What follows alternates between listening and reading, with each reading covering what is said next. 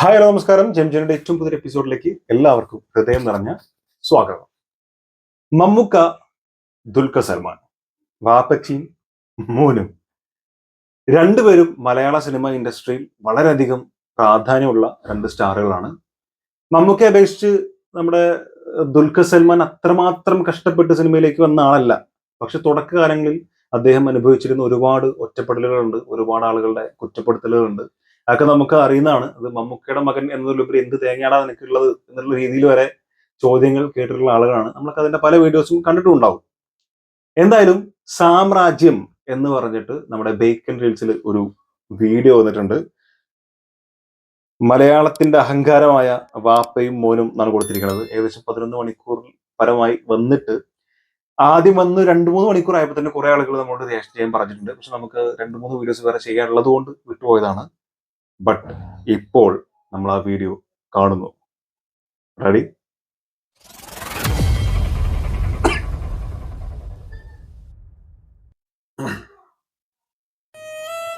വർഷം 2012.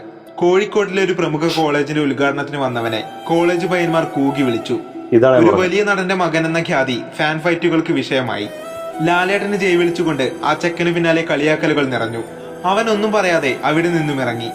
ആ ദിവസം അങ്ങനെ കടന്നുപോയി. 5 years later. 5 വർഷങ്ങൾക്കിപ്പുറം, കൃത്യമായി പറഞ്ഞാൽ 2017. നേരത്തെ പറഞ്ഞ കോളേജിലെ ക്ലാസ്സിലെ അറ്റൻഡൻസ് എടുക്കാൻ വന്ന ലെക്ചറർ ക്ലാസ്സിൽ ഒരു കുട്ടിയെ പോലും കണ്ടില്ല.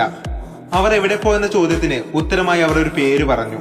തൊട്ടപ്പുറത്തെ ഒരു ഷോപ്പിന്റെ ഉദ്ഘാടനത്തിന് വന്ന ആ പേരിന്റെ പിൻബലമാണ് ആ കോളേജിലെ മുഴുവൻ ക്ലാസ് കട്ട് ചെയ്യിപ്പിച്ചത്. അതെ, അതന്ന് മുഖം താഴ്ത്തി പോയവൻ തന്നെയാണ്. തന്റെ അച്ഛന്റെ പേരുകൊണ്ട് ഫാൻ ഫൈറ്റുകളുടെ ഇടയിൽ പെടേണ്ടി വന്നവൻ ഇന്ന് തന്റെ ഒരൊറ്റ പേരുകൊണ്ട് സാമൂതിരിയുടെ നഗരത്തിലേക്ക് കാൽ വെച്ചിരിക്കുകയാണ്. ഇളകിമറിയുന്ന ജനക്കൂട്ടത്തിന്റെ ഇടയിലേക്ക് വെക്കുന്ന ആ കാൽപാദങ്ങൾ ക്യാമറയിൽ പതിയുന്നു. ഇറക്കി വിട്ടവരുടെയും പുച്ഛിച്ചു തള്ളിയവരുടെയും കോട്ടയിലേക്ക് അതിപ്രൗഢമായി അയാൾ വീണ്ടും ഇറങ്ങി വന്നിരിക്കുകയാണ്. ആര്, എന്ത് ഒന്നും ചോദിക്കേണ്ട ആവശ്യമില്ല. ഒറ്റയ്ക്ക് കെട്ടിപ്പടുത്ത സാമ്രാജ്യത്തിന്റെ അധിപതിയായി ഇന്നും നിലകൊള്ളുന്നവൻ, യുവതലമുറയുടെ ആവേശമായി എന്നും തീരാത്ത ജ്വലനമായി ആളിക്കത്തുന്നവൻ, കേരളവും തമിഴ്നാടും കടന്ന് അങ്ങ് ബോളിവുഡിൽ പോലും ആരാധകരുടെ വൻകോട്ടകൾ കെട്ടിപ്പടുത്ത the ultimate crowd puller, the 2 letters of redemption, letters of stardom, letters of youth. It's DQ, none other than Dulquer Salman.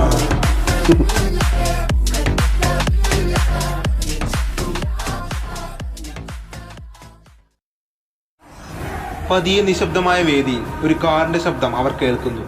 കണ്ണു തുറന്നു നോക്കിയവർ പതിയെ നമ്പർ പ്ലേറ്റിലെ ആ നമ്പർ കാണുന്നു. അത് കണ്ട കണ്ണുകൾ പതിയെ ഭൂതകാലത്തിന്റെ ചരിത്രത്തിലേക്ക് മറയുന്നു. ഒരു പ്രൊഡ്യൂസറും വിശ്വസിച്ച അയാൾക്ക് സ്ക്രിപ്റ്റ് കൊടുക്കാതിരുന്ന കാലം. മലയാള സിനിമ മൊത്തത്തിൽ ഒരു ഡോർമെന്റ് അവസ്ഥയിൽ. ബാക്കി എന്തു നടന്നു?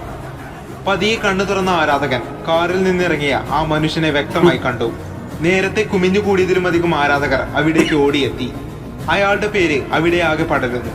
നേരത്തെ അയാൾ കണ്ട ഭൂതകാലത്തിന്റെ ബാക്കി പത്രമാണ് ഇവിടെ അയാൾക്ക് മുന്നിലൂടെ നടന്നു പോകുന്നത്. അന്ന് എന്ത് സംഭവിച്ചു എന്ന് മലയാള മണ്ണിലെ ഏതൊരുവനും കാണാപ്പാടമാണ്. ന്യൂഡൽഹി എന്ന സിനിമയിലൂടെ മലയാള സിനിമയും തിരിച്ചു വന്നു, അയാളും തിരിച്ചു വന്നു. ആരാണവൻ? എന്താണവൻ? മലയാള സിനിമയുടെ തലവര പോലും മാറ്റിക്കുറിച്ച ചരിത്ര നായകൻ.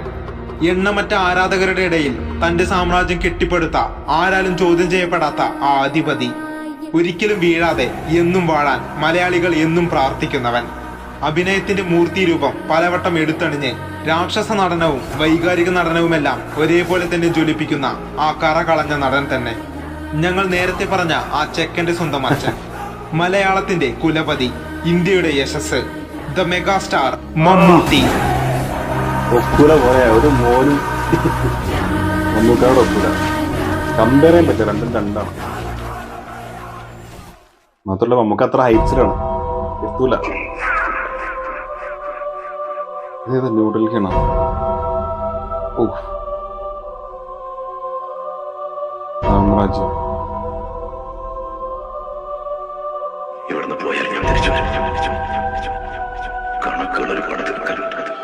എന്തായാലും ഒരു കാര്യം ഉറപ്പാണ്, ഇനി എന്നെ ആര് കാണണമെന്ന് ഞാൻ തീരുമാനിക്കും. അത് കാക്കിയാണെങ്കിലും ശരി, ഖദറാണെങ്കിലും ശരി.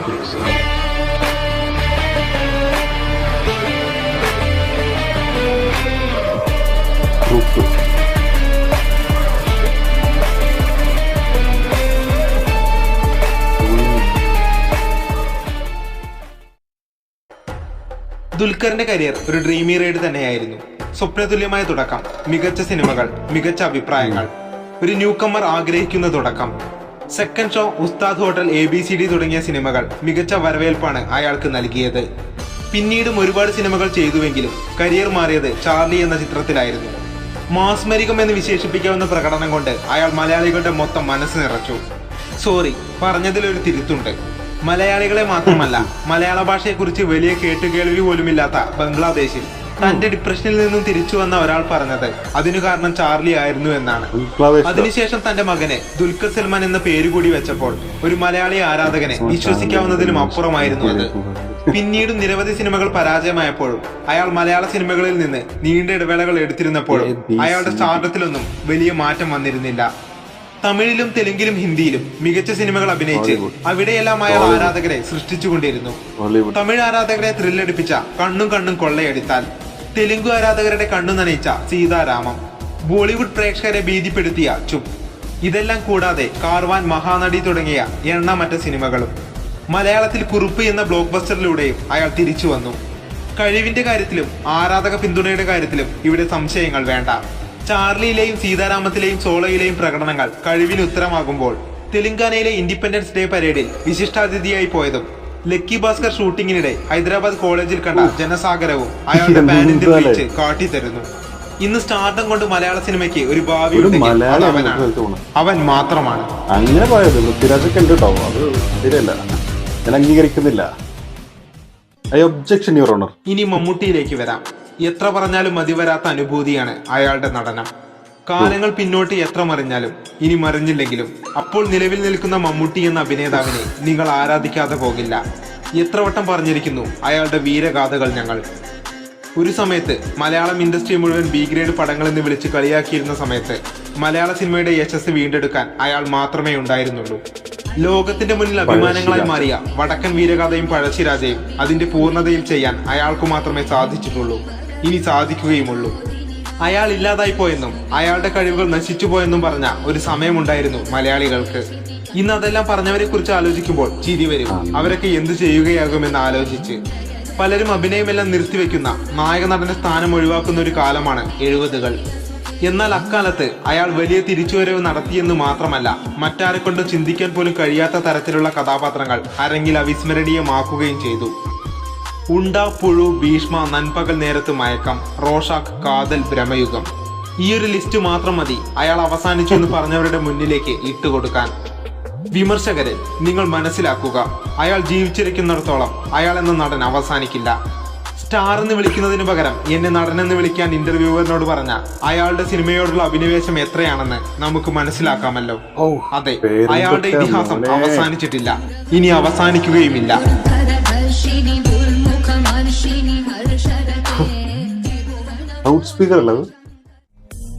എന്താണ് ഈ അച്ഛൻ മകൻ കോംബോയുടെ പ്രത്യേകത?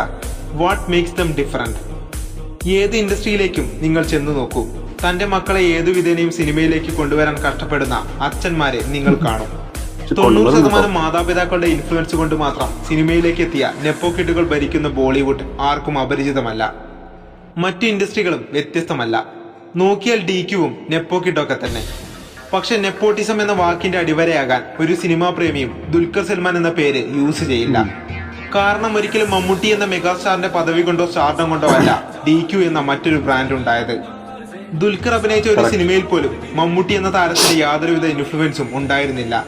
കുറുപ്പ് സിനിമയുടെ ഫസ്റ്റ് ലുക്ക് പോസ്റ്റർ ഉപ്പയുടെ ഫോൺ കട്ടെടുത്ത് മകൻ പോസ്റ്റ് ഇട്ടതൊഴിച്ചാൽ. അതെ, തന്റെ ഇൻഫ്ലുവൻസ് കൊണ്ട് തന്റെ മകൻ അർഹമല്ലാത്തതൊന്നും നേടരുതെന്ന് ആ ഉപ്പ് ഉറപ്പിച്ചു. തനിക്കതിന്റെ ആവശ്യവുമില്ലെന്ന് ആ മകനും ഉറപ്പിച്ചു. ആ ഉറപ്പുകളാണ് ഇന്ന് നിങ്ങൾക്ക് മുന്നിൽ ചങ്കുറപ്പോടെ നിവർന്നു നിൽക്കുന്നത്. ഒരാൾ മറ്റൊരാളുടെ കാവലാളല്ല, ഒരാൾ മറ്റൊരാളുടെ നെപ്പോ കിട്ടുമല്ല. ഇരുവരും ഒറ്റയ്ക്കൊറ്റയ്ക്ക് പണിതെടുത്തതാണ് ഈ സാമ്രാജ്യങ്ങൾ. മലയാളികൾക്ക് അഹങ്കാരത്തോടെ തന്നെ ചോദിക്കാം, വേറെ ആർക്കുണ്ടടാ ഇങ്ങനെ ഒരു അപ്പനും മോനും? വരും, പക്ഷേ hats off to you guys, the ruling മോണാർക്സ്.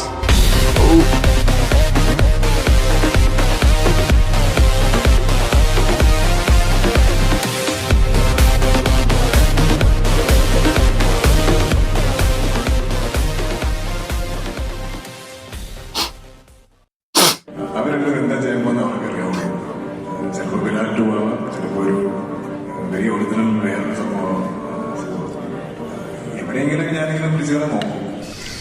Bilal, lunch ready. ഓ ഇതെപ്പോ ഒരു പടം നീ അബുനെ കൂടി വിളി. ബിലാൽ.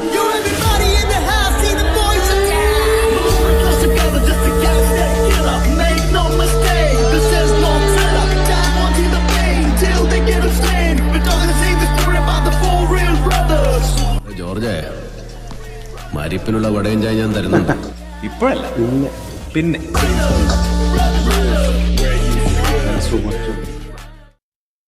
സാധനം കിടലിന് സാധനമാണ്.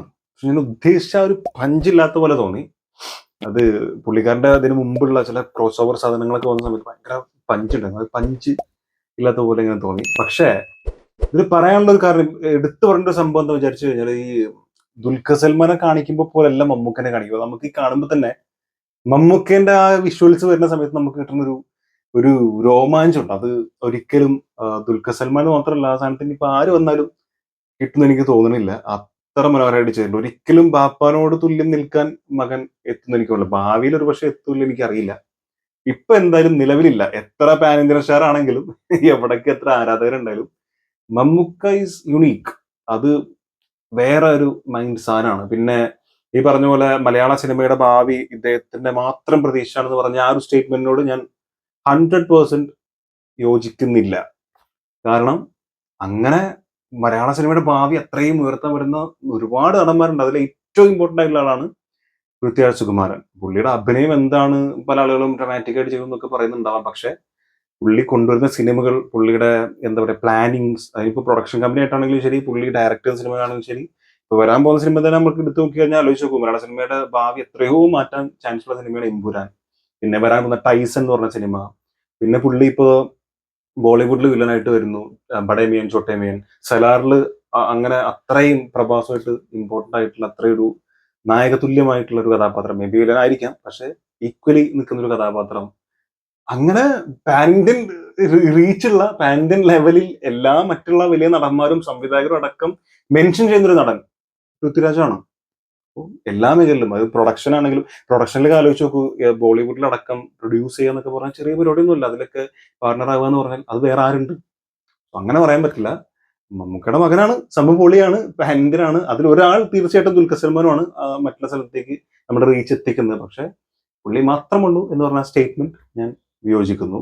അതല്ലാതെ എടുക്കുകയാണെങ്കിൽ ഇനിയും നടന്മാരെ നമ്മൾ എടുത്ത് പറയേണ്ടി വരും കേട്ടോ. അങ്ങനെ ഒരുപാട് ആളുകൾ ആ ലെവലിലേക്ക് വരാനുണ്ടാവും. പക്ഷെ പെട്ടെന്ന് നമ്മൾ എടുത്ത് പറയുകയാണെങ്കിൽ ഒരാൾ പൃഥ്വിരാജ് ഉണ്ട് എന്നുള്ളതാണ്. അത് നമുക്ക് മാറ്റി വെക്കാൻ കഴിയില്ല. ഈവൻ ആടുജീവിതം ആണെങ്കിൽ പോലും ആ സിനിമയ്ക്ക് എത്ര റീച്ച് കിട്ടുന്നില്ല നമ്മൾ കണ്ടറിയണം. എന്നാൽ പോലും അവർ ചെയ്ത വർക്ക് എത്രമാത്രം ഉണ്ട് നമുക്കറിയാം. ഇനി അതവിടെ നിൽക്കട്ടെ. വീഡിയോയിലേക്ക് വരുമ്പോൾ വീണ്ടും ഈ പറയാനുള്ളത് തന്നെയാണ്. ദുൽഖർ സൽമാൻ നല്ല നടനാണ്, നല്ല എന്താ ഹെവി ഫാൻ ബേസ് ഉള്ള ആളാണ്. പക്ഷെ മമ്മൂക്കയായിട്ട് ഒരിക്കലും നടക്കൂല. മമ്മൂക്കന്റെ മകൻ എന്നുള്ള ആ സംഭവം കൂടി കറക്റ്റ് ആട്ടോ. കാരണം മമ്മൂക്കയുടെ മകനാണ് എന്നുള്ള ഒരു സംഭവം, ആ ഒരു ഫെയിം ഉപയോഗിച്ചുകൊണ്ട് വലിയ ആളായ ആളല്ല ദുൽഖർ. ദുൽഖറിൻ്റെതായിട്ടുള്ള ഒരു സ്റ്റേജ് ഉണ്ടാക്കിയെടുത്ത്, ദുൽഖറിൻ്റെതായിട്ടുള്ള ഒരു ലെവലിലേക്ക് പുള്ളിക്കാരൻ തന്നെ ഉണ്ടാക്കിയെടുത്ത ഒരു സാമ്രാജ്യം എന്ന് വേണമെങ്കിൽ നമുക്ക് പറയാം. അതിപ്പോ പാൻ ഇന്ത്യൻ റീച്ചിലെടുത്താലും മലയാളത്തിലാണെങ്കിൽ പോലും മമ്മൂക്കേന്റെ ഒരു ഫെയിം കൊണ്ട് ഒരിക്കലും പുള്ളി എവിടെ എത്തിയെന്ന് എനിക്ക് തോന്നുന്നില്ല. പുള്ളിൻ്റെതായിട്ടുള്ള ഒരു അഭിനയവും ആ ഒരു മികവും, അല്ലാതെ മമ്മൂക്കനെ മെൻഷൻ ചെയ്തുകൊണ്ട് ഒരിക്കലും പുള്ളി എവിടെയും ഒന്നും ചെയ്തിട്ടില്ല എന്നാണ് എനിക്ക് തോന്നിയിട്ടുള്ളത്. പിന്നെ അതിന്റെ ഇടയിൽ പ്രണവ് മോഹൻലാലിനെ ഒരു മെൻഷൻ ചെയ്തു, നിങ്ങൾ ശ്രദ്ധിച്ചോന്ന് അറിയില്ല. പറഞ്ഞ വേറൊന്നുകൊണ്ടല്ല, ഇതുപോലൊരു അപ്പനെയും മോനെയും ശരിയാണ് ഇതുവരെ ഇല്ല. പക്ഷെ എനിക്ക് വർഷങ്ങൾക്ക് ശേഷം എന്ന് പറഞ്ഞ സിനിമയുടെ, ഞാൻ അതുകൊണ്ട് മാത്രമായിട്ടോ പറഞ്ഞത്, അല്ലാതെ ഒരിക്കലും ദുൽഖറായിട്ട് ഇപ്പോ പ്രണവിനെ നമ്മൾ കമ്പയർ ചെയ്യാൻ പറ്റുന്ന എനിക്ക് തോന്നുന്നില്ല. കാരണം ഹിറ്റ്സ് എടുക്കുകയാണെങ്കിലും ചെയ്ത സിനിമകൾ എടുക്കുകയാണെങ്കിലും അദ്ദേഹത്തിന്റെ ഒരു ഫെയിം എടുത്തു നോക്കുകയാണെങ്കിലും പ്രണവിനേക്കാൾ മുകളിലാണ് ദുൽഖർ, തീർച്ചയായിട്ടും നമുക്ക് പറയാം. പക്ഷേ വർഷങ്ങൾക്ക് ശേഷം എന്നുള്ള സിനിമയുടെ ആ ഒരു ലാസ്റ്റ് ഇറങ്ങിയ സോങ്ങും ആ ട്രെയിലറിനേക്കാൾ ഉപരി ഇപ്പോ എന്താണ് മധുപകരു എന്ന് പറഞ്ഞുള്ള സോങ്, പക്ക ലാലേട്ടൻ. എനിക്ക് ആ രീതിയിൽ ഭയങ്കര ഫീൽ ചെയ്തു. പക്ഷെ രണ്ടും ദുൽഖർ മമ്മൂക്കനെ പോലെ അല്ല. പക്ഷെ ഇവിടെ ലാലേട്ടന്റെ ഒരു മനസ്സുകളും കാര്യങ്ങളൊക്കെ വന്നപ്പോൾ എനിക്ക് തോന്നി മേ ബി ഇങ്ങനെ കണ്ടിന്യൂസ് ആയിട്ട് സിനിമകൾ ചെയ്യുകയാണെങ്കിൽ, നല്ല പെർഫോമൻസുകൾ വരികയാണെങ്കിൽ പുള്ളി നല്ലൊരു റീച്ചിലേക്ക് വരുന്ന മറ്റൊരു താരപുത്രനായിരിക്കും. പിന്നെ താരപുത്രന്മാരെ എടുത്ത് നോക്കുകയാണെങ്കിൽ പറയുന്ന ആളാണ് വിനീത് ശ്രീനിവാസൻ. ധ്യാനം പിന്നെ അവിടെ നിൽക്കട്ടെ. പക്ഷെ വിനീത് ശ്രീനിവാസൻ എന്താ പറയുള്ളത്, ശ്രീനിവാസന്റെ ആ രീതിയിൽ ഒരുപക്ഷെ അതിനും മുകളിൽ എത്തിയിട്ടുള്ള ഒരു നടനാണ് വിനീത് ശ്രീനിവാസൻ. സോ അങ്ങനത്തെ 2-3 സ്റ്റേറ്റ്മെന്റുകളോടുള്ള വിയോജിപ്പ് പറഞ്ഞത് മാത്രമേ ഉള്ളൂ. വീഡിയോ ഒരു രക്ഷയില്ല. 9 മിനിറ്റുള്ള വീഡിയോ അത്യാവശ്യം നല്ല അടിപൊളി വീഡിയോ തന്നെയാണ്. പറഞ്ഞ കാര്യങ്ങളിൽ പലതുകൊണ്ടും യോജിക്കുന്നു. ചില സ്റ്റേറ്റ്മെന്റ്സിനോട് വിയോജിക്കുന്നു. എന്തായാലും സംഗതി കൊള്ളാം. മമ്മൂക്കയും മോനും അവർ മാത്രമല്ല, ലാലേട്ടനും മക്കളും മറ്റുള്ള വലിയ വലിയ നടന്മാർ, പോസ്റ്ററിലൂടെ തിരിച്ചു വന്നിരിക്കുന്ന ജറാമേട്ടനും എല്ലാവരും അടിച്ചു പൊളിച്ച് വേറെ ലെവലിലേക്ക് പോട്ടെ. കാരണം എപ്പോഴും പറയുന്ന പോലെ അപ്പോഴാണ് നമുക്ക് നല്ല സിനിമകൾ കാണാൻ സാധിക്കുന്നത്. ഫാൻ ഫൈറ്റ് എന്നതിലപ്പുറം നല്ല സിനിമകൾ ഉണ്ടാവുക, അത് കാണുക, അത് ആസ്വദിക്കുക അല്ലേ നമ്മുടെ ലക്ഷ്യം. എന്റെ ലക്ഷ്യം എന്തായാലും അതാണ്. നിങ്ങളുടെ അഭിപ്രായം എന്താ ഉള്ളത് തീർച്ചയായിട്ടും മറക്കാതെ കമന്റിൽ രേഖപ്പെടുത്തുക. വീഡിയോ ഇഷ്ടപ്പെട്ടു വിചാരിക്കുന്നു. ഇഷ്ടപ്പെട്ടിട്ടുണ്ടെങ്കിൽ സബ്സ്ക്രൈബ് ചെയ്ത് സപ്പോർട്ട് ചെയ്യുക, ലൈക്ക് ചെയ്യുക. അതുകൂടി കാണാം. കാണുന്നവരെ